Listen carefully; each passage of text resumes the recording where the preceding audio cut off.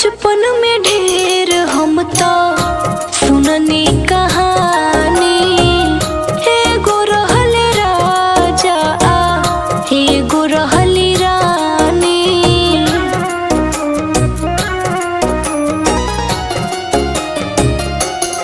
ए जी बचपन में ढेर हम तो सुननी कहानी। एगो रहल राजा एगो रहली रानी। कौनो स्टोरी नया हमके बताई सैया। निदियो ना आवतावे निदियो ना आवतावे। कोरा में सुताई सैया निदियो ना आवतावे।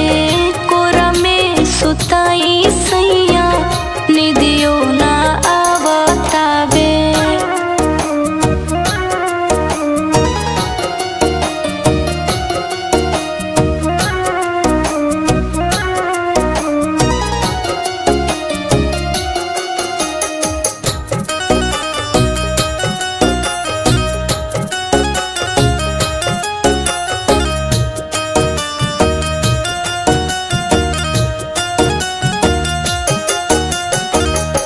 नैहर के याद आवे बाबूजी के बतिया।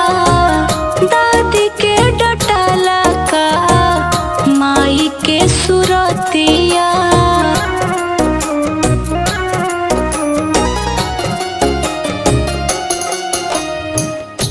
नैहर के याद आवे बाबूजी के बतिया। दादी के डटाला का माई के सुरतिया। दिल में बासर धाई है रोवे पुराई सैया। निदियो ना आवतावे। कोरा में सुताई सैया निदियो